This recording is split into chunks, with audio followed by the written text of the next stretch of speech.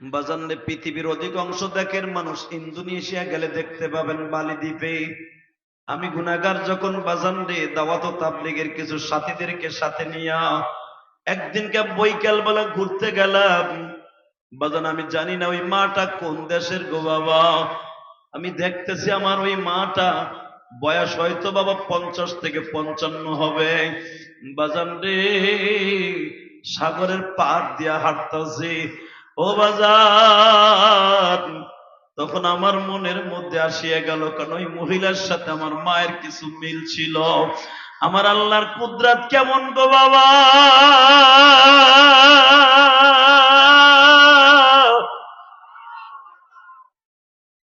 আমি ইংলিশে জিজ্ঞেস করলাম আপনার কান্ট্রি কোথায়।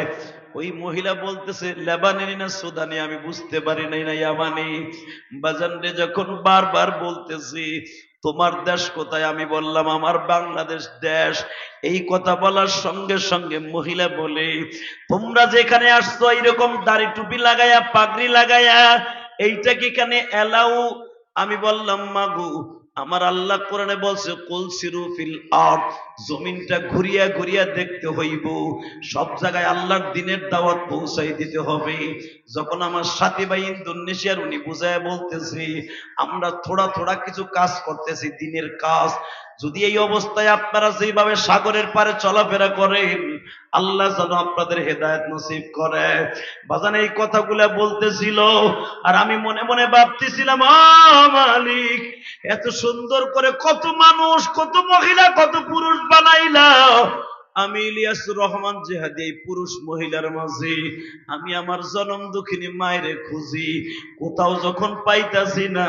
পৃথিবীতে একবার যদি মা চলিয়া যায় কোনোদিন পাওয়া যায় না। বসে গেলে বাবা অন্তত 160টা 65টা দেশ থেকে অবাজান যখন মহিলা পুরুষ একসাথে আরাফার মাঠে সমাবেত হয় আল্লাহ পাকের কুদরত দেখা যায় গো বাবা। এর মধ্যে আমি আমার মায়ের মধ্যে একটা চেহারা খুঁজছি। ও আমার রাজশাহীর বাইরে পৃথিবীর যত দেশে গেছি আমি আমার মায়ের মতো কাউকে পাই নাই। তুমিও তোমার মায়ের মতো কাউরে পাইবা না, তুমি তোমার বাবার মতো কাউরে পাইবা না। শুধু একটা কথা ওয়াদা দিয়া যাইবা যে এই দুইটা চেহারা পৃথিবীতে কোনোদিন পাওয়া যাবে না। এই দুইজনের মনে কষ্ট দিয়া কোনোদিন কবরে পাঠায়ও না। তোমার কোনোদিন রোজা নামাজ আসমানের মালিক কবুল করবে না। ঠিক না বেঠিক? জোরে কর, আরো জোরে। মা বাবারা কষ্ট দিবেন ইনশা ইনশা। রাজি আছেন? কে কে রাজি আছেন মা বাবারে কষ্ট দিবেন না? আল্লাহ তুমি কবুল করো, জোরে বলো আমিন। শবে বরাতে অনেকে উদযাপন করছেন, করছেন না? কি আপনারা কি শবে বরাতের পক্ষে না বিপক্ষে? হ্যাঁ, পক্ষে। মাশাআল্লাহ, তো দিচ্ছেন। আপনাকে এখানে তো অনেক বিপক্ষে লোক আছে, আছে না? কিন্তু আমিও শবে বরাতের পক্ষে। বাংলাদেশে আহলে হক উলামা একরাম তারাও শবে বরাতের পক্ষে। শবে বরাতে শবে কদরে যত রোজা নামাজ বলেন, কোন শবে বরাতের শবে কদরে আপনার দোয়া আসমানে যাবে না যেই যুবকটার বরদোয়া তার মা বাবার বরদোয়া তার অ্যাকাউন্টে আছে। আমি ওয়াজ কমিটির যুবকদেরকে বলবো তোমরা এক জাক তরুণ এই মাহফিলটা বাস্তব করার জন্য জান ফেদা করে দিছো। এই যে কমিশনারের কাছে দৌড়াইছো, এমপির কাছে দৌড়াইছো, পুলিশ কমিশনারের কাছে দৌড়াইছো, ওসির কাছে দৌড়াইছো, বিভিন্ন জায়গায় দৌড়িয়েছো। আমি চাই তোমরা জাহান্নামে দৌড়াবা না, তোমরা ডাইরেক্ট জান্নাতে যাবে ইনশা ইনশা। জান্নাতে যাবি না ভাই?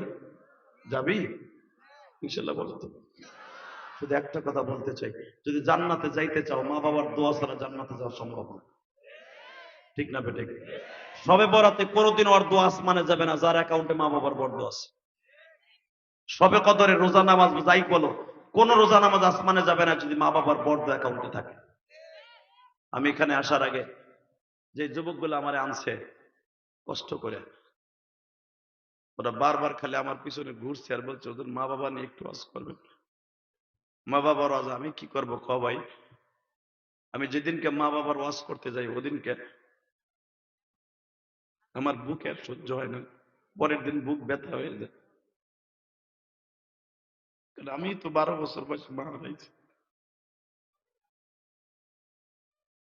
আমার মা ওই গোপালগঞ্জের জমিনে ঘুমিয়ে আছে। মাননীয় প্রধানমন্ত্রীর বাবা যেই জমিনে ঘুমিয়েছে বঙ্গবন্ধু, ওই জমিনে আমার মা ঘুমিয়েছে। আল্লামা শামসুল হক ফরিদপুরি যেই জমিনে ঘুমিয়েছে, আমার মা ওই জমিনে ঘুমিয়েছে। হাজী শরিয়তুল্লাহ যেই জমিনে ঘুমিয়েছে, ওই জমিনে আমার মা ঘুমিয়েছে। পৃথিবীতে যারা মায়ের জন্য কাঁদবেন, আপনিও ইন্তেকালের পরে আপনার সন্তান একদিন আপনার জন্য কাঁদবে। তালবের বাবাজিরা, আমি তোমাদের কাছে দুটো অনুরোধ করে যাই, তুমি সবচেয়ে বড় আলেম হতে পারবা যদি তোমার অ্যাকাউন্টে মা বাবার দোয়া থাকে।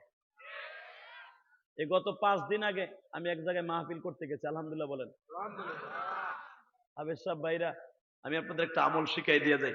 অতি দ্রুত আপনারা নবীর স্বপ্নে দেখতে পারবেন। যারা হাফেজ কোরআন, এরা তারা নবীর হাফেজ দেখতে পারবে, কারণ এই পৃথিবীতে সর্বপ্রথম হাফেজ কোরআন হলো আমার নবী।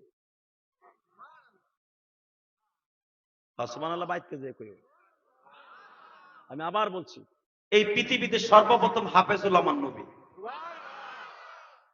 এই পৃথিবীতে দ্বিতীয় নাম্বার হাফেজ আমার নবীর কলিজার টুকরা সাহাবী উসমান গনি। আবু বকর বলেন, ওমর বলেন, নবীর এমন এমন কিছু সাহাবী ছিল, সব সাহাবী কিন্তু কোরআনের হাফেজ ছিল না। কথা বলেন না কেন? 30 পারা কোরআন সব সাহাবীর মুখস্থ ছিল না। যারা নবীর কাছে ফাতে মক্কার পরে যারা ইসলাম কবুল করেছে, অধিকাংশ সাহাবীরা হাফেজ ছিলেন না। যারা ফাতে মক্কার আগে যে সাহাবীগুলা মারা গেছে বিদায় হজের আগে, এরা তো হাফেজ হইতেই পারে নাই। কথা বলেন না কেন? এই জন্য নবী এইভাবে বলতেন, যারা কোরআনের হাফেজ হয় সে যেন আল্লাহর 99টা নামের মধ্যে থেকে একটা নাম বকশিস লয়ে যায়, কারণ আমার আল্লাহর নাম হলো হাফেজ। হাফেজরা অতি তাড়াতাড়ি আমি নবীর স্বপ্নে দেখতে পারবে। আরো জোরে কোন, আরো জোরে। যারা হাফেজ হয়েছেন, বিশেষ করে আপনাদের মতো ভালো গোল্ডেন সন্তান, গোল্ডেন বয় আর কেউ নেই।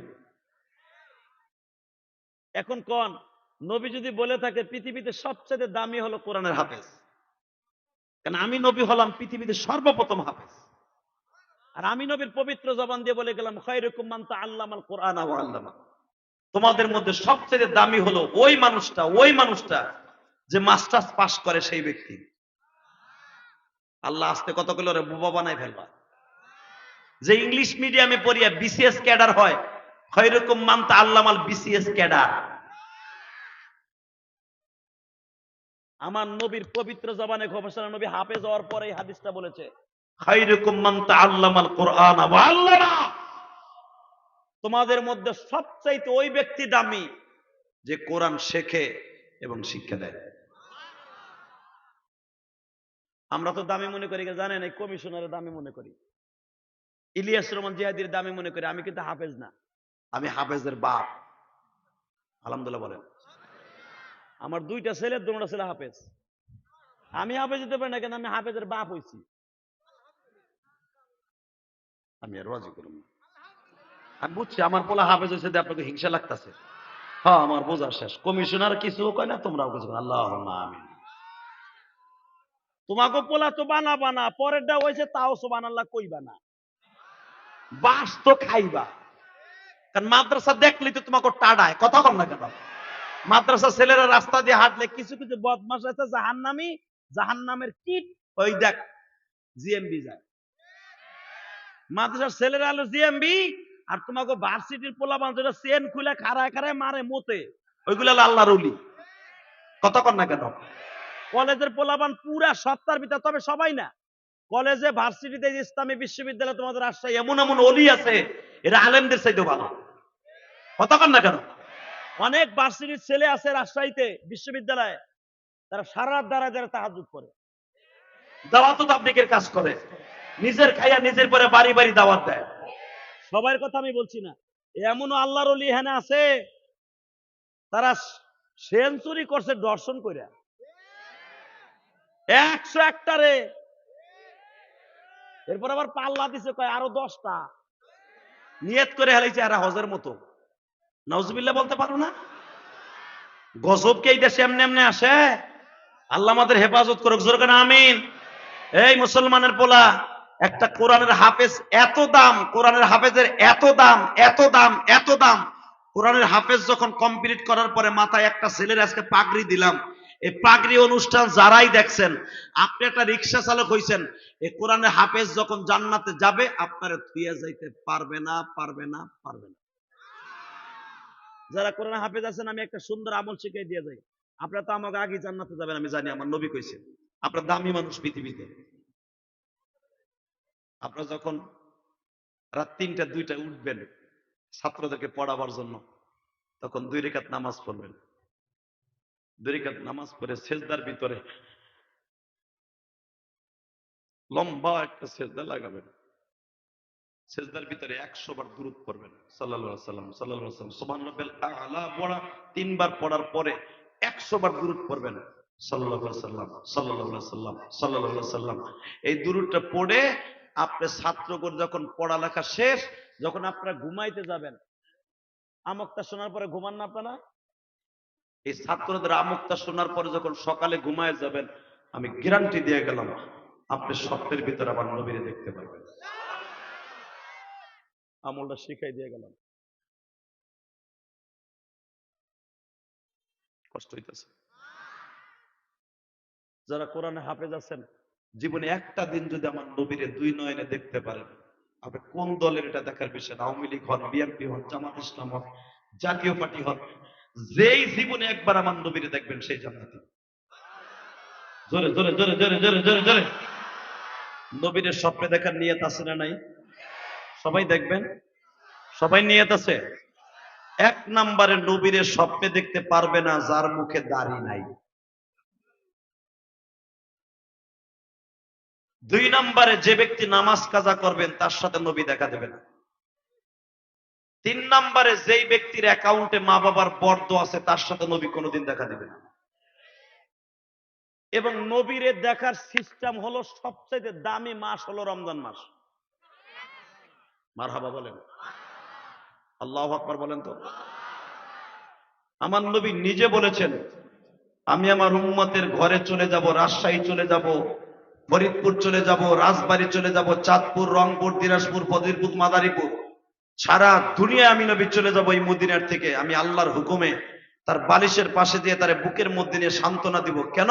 সে আমার দেখলেই তো জান্নাতি, কিন্তু আমি সবচেয়ে বেশি দেখা দিব আমার উম্মতের সাথে রমজান মাসে।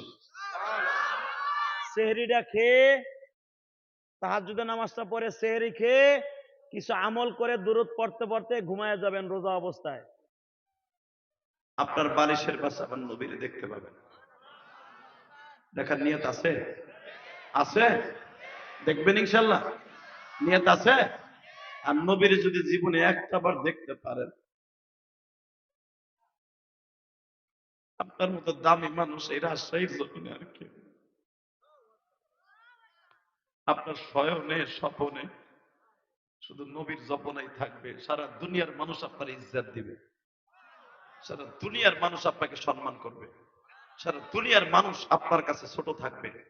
আমি চাই আপনারা সবাই আমার নবীর স্বপ্নে দেখেন, ইনশা ইনশা ইনশা ইনশা। আমার নবী ৩ জনের জন্য বরদোয়া করছে রমজানের প্রথম জুমায়। কয়জন? সবাই বলেন।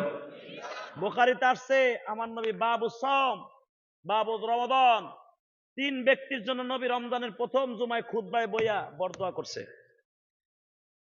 ১ নাম্বার, মনে রাখবেন হাদিস কেনা, ১ নাম্বার, নবী প্রথম মেম্বারে পাড়া দিছে, খুতবা দিবেন জুমার দিন। জিবরাইল বলে, নবী আপনি আমিন বলেন। নবী আমার বলেন, আমি না যাই না শুনে আমি আমিন কমু না। কও কি লেগে আমিন কমু? আমিন বলবেন ওই সন্তান ধ্বংস হয়ে যাক যেই সন্তানের অ্যাকাউন্টে তার মা বাবার বর্দ আছে। ২ নম্বরে আপনি আমিন বলেন যে রোজার মাস পাওয়ার পরও তার গুনাহ মাফ করায় ফেরেশ করে নিল না। ৩ নম্বরে আপনি ওই আমলের পরে আপনার ওই উম্মতের পরে আমিন বলেন সে ধ্বংস হোক যে উম্মত আপনার নাম শুনে দুরূদ পড়ল না। আমরা ৩টা করতে রাজি আছি ইনশা। তাহলে আগে পড়েন সাল্লাল্লাহু সাল্লাল্লাহু সাল্লাল্লাহু সাল্লাল্লাহু, নবী মুহাম্মদ, নবী মুহাম্মদ, নবী মুহাম্মদ, নবী মুহাম্মদ, আল্লাহ দেখো রমজান আসার আগেই তোমার বান্দারা তোমার নবীর পরে দুরূদ পড়ছে। এইবার দ্বিতীয় নাম্বার, রমজান মাস সামনে পাবো, 30টা রোজা রাখবো, ওয়াদা করি। উঠাই হাত তুলি, উঠাই তুলি, 30টা রোজা নামান হাত। 3 নাম্বার, এবার খেলা। আপনার ওই সন্তান, আপনার ওই উম্মত ধ্বংস হোক যার অ্যাকাউন্টে মা বাবার বর্দ আছে। এখন যদি আমি বলি ভাই রোজার মাসের আর কয়দিন আছে, তুমি হয়তো বাড়িতে যাইয়া তোমার লজ্জা লাগবে, বাবার কাছে মাপ চাইতে পারবা না।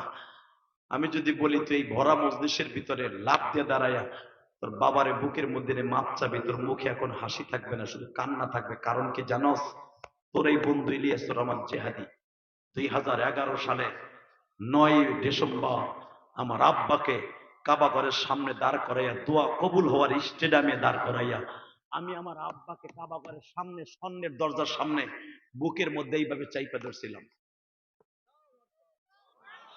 কারণ আমার আমলটা জানা আছে, আরাফার মাঠে ওই সন্তানকে আল্লাহ মাফ করবে না যেই সন্তানের অ্যাকাউন্টে তার বাবা মায়ের বর্দ আছে। রমজান মাসে ওই সন্তানকে আল্লাহ মাফ করবে না যেই সন্তানের অ্যাকাউন্টে মা বাবার বর্দ আছে। আমারে মাসটা জানা আছে। বাজান রে, আমার জানার পরে আমি মাসলাটাকে তাড়াতাড়ি আরাফার মাঠে যাওয়ার আগে হল করে নিলাম। আমি আমার আব্বাকে কষ্ট করিয়া কাবাঘরের সামনে দাঁড় করাইলাম। আমার আব্বারে ওই স্বর্ণের দরজাটা ধরাইলাম গো বাবা, দরজা তো ধরা সম্ভব না, চৌকাঠটা ধরাইলাম। আমার আব্বা অনেক লম্বা, আমার চাইতে অনেক লম্বা আমার আব্বা। আমার আব্বার দিয়ে স্বর্ণের দরজাটা ধরাইলাম বাবা, কোন রকম ভাবে চৌকাঠটা আমার আব্বা ধরলেন। আমি আমার আব্বারে বুকের মধ্যে চাইবা ধরলাম। মুসাল্লাই নবী বলা হয় যেখানে আমার নবী ইমামতি করতেন, যেখানে দাঁড়াইয়া জিব্রাইল নবীকে 5 ওয়াক্ত নামাজ শিক্ষা দিছে, এই জায়গাটা হলো বাবা কাবাঘরের দরজার নিচে। এই জায়গাটা তোমার চেনা আছে, 7 খান পাথর লাগানো আছে। আমার আব্বার এখানে শক্ত করে এইভাবে চাইপা ধরলাম, চাপিয়া ধরিয়া বললাম আব্বা গো, আর মাত্র 3 দিন পরে আরাফার মুজদালিফা মিনায় চলিয়ে যাব। আমরা চলিয়ে যাব আরাফার মাঠে। আরাফার মাঠে আমি জিহাদির দোয়া কবুল হইব না যদি আপনি আমারে মাফ না করেন। যুবক ভাইরে বিশ্বাস কর, আমার বাবা কাবাঘরের সামনে দাঁড়ায়, ওই জায়গাটা তো দোয়া কবুল হওয়ার জায়গা। আমার আব্বা এইভাবে হাত দুটা তুলিয়া কয়, মালিক আমার ইলিয়াসকে তুমি মাফ করিয়ে দাও। আমার ইলিয়াস যতগুলা মাহফিলে যাবে প্রত্যেকটা যুবকের চোখ দিয়ে পানি ফেলাইবা। বাবাজান আজকে এত শরীর দুর্বল, অসুস্থ, গলা ব্যথা, টান দিলেই কাশ উঠিয়া যায়, গলার মধ্যে কফ জমে গেছে বাবা ঠান্ডা গরমে। তথাপি আমি দেখছি তোমাদের কমিশনারের চোখে পানি, সভাপতি সেক্রেটারির চোখে পানি, তোমাদের চোখের পানি দেখছি। শুধু একটা ওয়াদা করাই দিয়ে যায়, এখন শুধু চোখের পানি দিয়া, যুবক আমি তোর 2টা পাও ধরবো, আমি যদি আমার বাবারে বুকের মধ্যে নিয়ে মাপ চাইতে পারি। কোন কোন যুবক আছো? আমি তো লক্ষ লক্ষ হাদিস সামনে আমার বাবার কাছে মাপ চাইছি, তুমি হাজার হাজার মানুষের সামনে। এই রাত 11:30টার সময় 2 ঘন্টা মেহনত করছি, 9:30টায় স্টেজে উঠছি। যুবক আমি তোর কাছে অনুরোধ করবো, আল্লাহ যদি আমার মাফ করে তোরে বন্ধু বানায় যাবো আজকা। এই ময়দানের মধ্যে কার কার বাবা আছে আমি জানি না। যুবক তোমরা মাথার গাম পায়ে ফেলাই ওয়াজের আয়োজন করছো, এই রাজশাহী শহরের মধ্যে তুমি এখন দামি হয়ে যাবা। তোমার রোজার মাসের 1 তারিখ থেকে তোমার রোজা নামাজ কবুল হতে থাকবে। আমি জিহাদি বলে গেলাম। কোন কোন যুবক আছো রোজা নামাজ কবুল করাবার জন্য তোমার বাবাই মাঠের মধ্যে আছে? দাঁড়াও তো, কার কার বাবা আছে? দাঁড়াও তো, কার কার বাবাই মাঠে আছে? দাঁড়াও। কোন কোন যুবকের বাবা আছে এই মাঠে? দাঁড়াইতে বলছি, দাঁড়া যুবক, তোর পাও তুলে ধরছি, দাঁড়া। এ ভলান্টিয়ার যুবক দাঁড়া, দাঁড়া। কার কার বাবাই মাঠের মধ্যে বসে আছে তারা দাঁড়াবে। কার কার বাবাই মাঠের মধ্যে আছে তারা দাঁড়ায় থাকবে। যাদের বাবা বাসায় আছে অথবা কবরে আছে তারা না, যাদের বাবাই মাঠের মধ্যে আছে তারা দাঁড়ায় থাকো। তোর আমি এখন বাইজিদ বুস্তামি বানাই দিয়ে যাব, আমি তোর শেখ ফরিদউদ্দিন আত্তার বানাই দিয়ে যাব, শাহ মাকদুম বানাই দিয়ে যাব, শাহদালে আমানি বানায় দিয়ে যাব। আল্লাহু আকবার জোরে বলো তো। হাত দুটো উঁচা করো। যাদের বাপ নাই, যারা দাঁড়াইছো তারা, যারা বসছো তারা না, যারা দাঁড়ায় আছো বাবার কাছে, হাত দুটো উঁচা করো। বলো আল্লাহ আমার আব্বারে মাফ করে দাও, আমার মাকে মাফ করে দাও, আমাকে মাফ করে দাও। যে ছেলেগুলো দাঁড়াইছে তাদের বাপগুলো দাঁড়ান, এখন বাবাগুলো দাঁড়ান। আপনি দেখতেছেন না আপনার ছেলেটা দাঁড়াইছে? হ্যাঁ, আপনি বসলেন কেন? হ্যাঁ, দাঁড়াই থাকেন আপনি। যে ছেলেগুলো দাঁড়াইছে বাপগুলো দাঁড়ান, বাবাগুলো দাঁড়ান। আপনি দেখেন ডাইনে ভাবে তাকাই, আপনার জান্নাতি ছেলে দাঁড়াইছে। এখানে বহুত স্কুল কলেজের বন্ধুরা আছে, বাপ মাঠে আছে, তারপরে লজ্জায় দাঁড়ায় নাই। তোর মতো কপাল পোড়া পুরা রাজশাহী শহরে একজন নাই, আমি ফতোয়া দিয়ে গেলাম। এখনো টাইম আছে, বাপ বেটা একসাথে দাঁড়ান, একসাথে দাঁড়ান, একসাথে দাঁড়ান। বাপ বেটা একসাথে দাঁড়ান। কলেজে ভালো বন্ধু হতে চাস, কলেজে সবচেয়ে ভালো রেজাল্ট করতে চাস, এ প্লাস গোল্ডেন এ প্লাস পাইতে চাস, জান্নাতে হইতে চাস, আমি তোর বাপ কিনে দাঁড়াইতে বলছি। এবার আমার দিকে তাকা। আমি বলার সাথে তুই বিদ্যুতের মতো দৌড় দিবি, কারেন্টের মতো দৌড় দিয়ে যে বাপরে বুকের মধ্যে নিয়ে একটা চিৎকার মারবি আমার মতো। আব্বা তুমি আমার মাফ না করলে বলে আমার দোয়া আল্লাহ কবুল করবে। তোর চোখের গরম পানিটা যখন তোর বাবা আজকে ভরা মজলিসে দেখবে, আমি কসম করে বললাম তোর বাবা সহ্য করতে পারবে না, তোর বুকের মধ্যে নিয়ে মাফ করে দিবে। আর তোর নামাজ তোর রোজা কালকের থেকে কবুল হওয়া শুরু হবে। দে যুবক দৌড় দে, দৌড় দে যুবক দৌড় দে, দৌড় দে যুবক দৌড় দে, দৌড় দে যুবক দৌড় দে। কাঁদতে থাক, বাপরে বুকে নিয়ে কাঁদতে থাক, বিদ্যুতের মতো দৌড় দেয়। দৌড় দিয়ে তোদের চোখের পানি আমার মওলা দেখতে চায়। রোজার আগে দেখায় দেয় তুই তোর বাবাকে তোর জীবনের চাইতে বেশি ভালোবাসিস। তোর বাবা পরের ছবিতে কামলা দিয়ে তোর লেখাপড়া করে, ছাড়বি না বাপরে ছাড়বি না, আমি বলার আগ পর্যন্ত ছাড়বি না। কামতে থাক, শুধু কামতে থাক, তুই শুধু কামতে থাক রে ভাই। তুই একটু চোখের পানিটা দেখাই দে আমার আল্লাহ রে। আল্লাহ দেখো আমার আব্বার কাছে মাপ চাইছি, তুমি আমারে মাফ করবা না। আজকে মার্চের 2 তারিখ এই রাজশাহীর জমিনে আল্লাহ দেখো হাজার হাজার মানুষ কান্দে।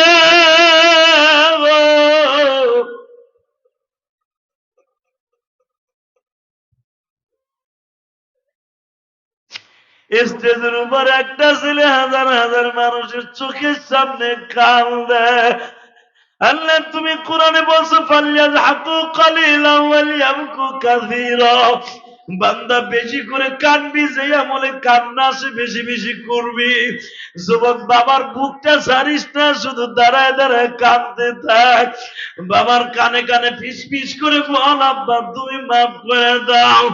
যুবতী বোন রে, তুমি তোমার মার কাছে মাপ চেয়ে নাও। তোমার মাকে জড়াই ধরে বলো মা গো, গোপালগঞ্জ থেকে আসছে ইলিয়াসুর রহমান জিহাদি, তার মা নাই, মানে তুমি আমারে মাফ করে দাও।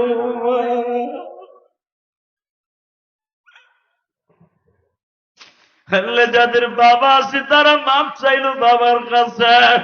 এই যে আয়ুব ভাই আমার ডাইন পাশে বসা, আমার তো বাবা নাই রে। এমন একদিন ছিল, একদিন এত টাকার মালিক ছিল না, ওর বাবাটা তখন পয়সা ছিল। আজকে টাকার মালিক আয়ুব, আর বাবা নাই। আয়ুবের সাথে ওর বন্ধু বান্ধব অনেকেই মাজমায় আসছে। যেই যুবক গুলা ওয়াজের আয়োজন করছি, এদের মধ্যে কার বাবা নাই আমি জানি না। এই যে কমিশনার এখানে বসে আছে, মসজিদের সভাপতি সেক্রেটারি বসে আছে, তারা মনে মনে ভাবে যে হাদি ভাই আমার তো বাবা নাই, আমি কার কাছে মাপ চাইব।